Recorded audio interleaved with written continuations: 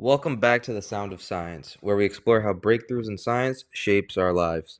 I'm Rishi Patel, and today we're continuing our deep dive into the fascinating world of hearing rehabilitation. In our last episode, we introduced the concept of auditory training and how cochlear implants are helping people reconnect with sound. But what actually happens in the brain when someone receives a cochlear implant? How does the brain learn to process sound again? To help us answer these questions, I'm joined by someone who's on the front lines of the field. Jessica is currently on her path to audiology school, studying at St. John's University with a background in psychology. She has a unique perspective on the intersection of hearing science and cognitive processes. So, who better to talk to about how the brain adapts to sound? Jessica, welcome to the show. Thank you so much for having me. I'm really excited to be here and talk about this topic. It's something I'm really passionate about. So, Jessica, let's start with a big picture question.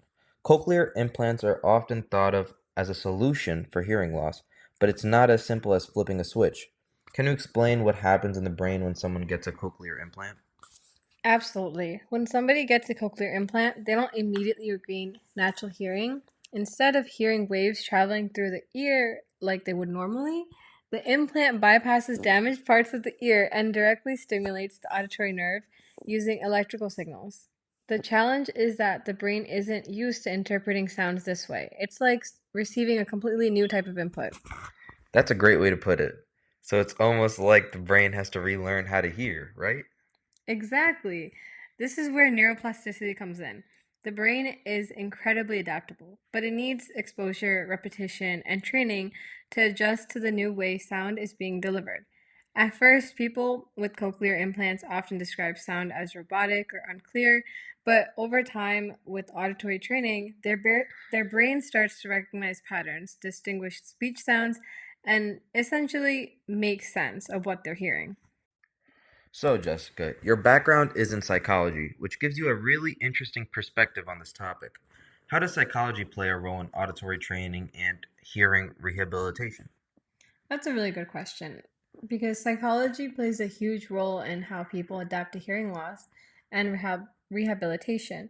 One of the biggest factors is cognitive load. Basically, when somebody is learning to interpret new sounds, it takes a lot of mental energy. Imagine trying to learn a new language while somebody is speaking really fast. It's exhausting at first, right? The same thing happens with auditory training. That makes a lot of sense. It's not just about hearing, it's about processing and understanding what's being heard. Exactly. And beyond the cognitive aspect, there's also the emotional side. Hearing loss can be really isolating, and adjusting to a cochlear implant can be really frustrating.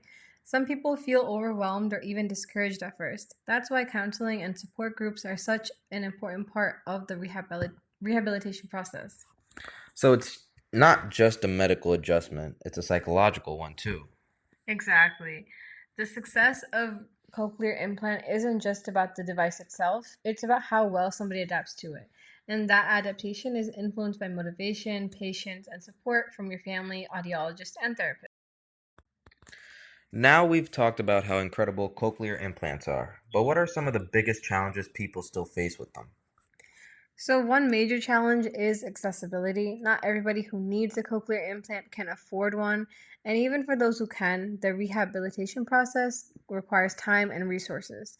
Another challenge is the training. The success of a cochlear implant depends on how much effort is being put into the training, but not everyone has access to these structured programs. That's really important to consider. Are there any innovations on the horizon that might make cochlear implants or auditory training even better?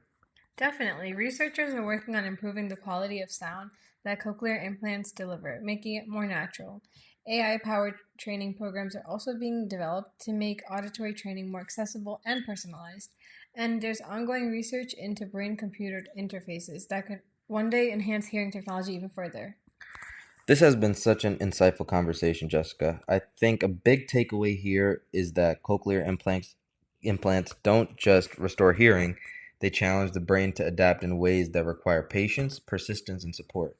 Before we wrap up, do you have any advice for people who are considering a cochlear implant or for their families? Yeah, my biggest piece of advice is to be patient with the process. Getting a cochlear implant is just the first step. The brain needs time to adjust, and progress won't always be linear, but with consistent auditory training and the right support, the results can be life-changing.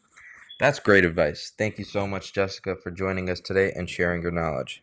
And to our listeners, if you found this episode interesting, be sure to check out our final episode where we'll talk about the bigger picture, what we can do as a society to make hearing rehabilitation more accessible, and what steps should we take next to improve treatment options.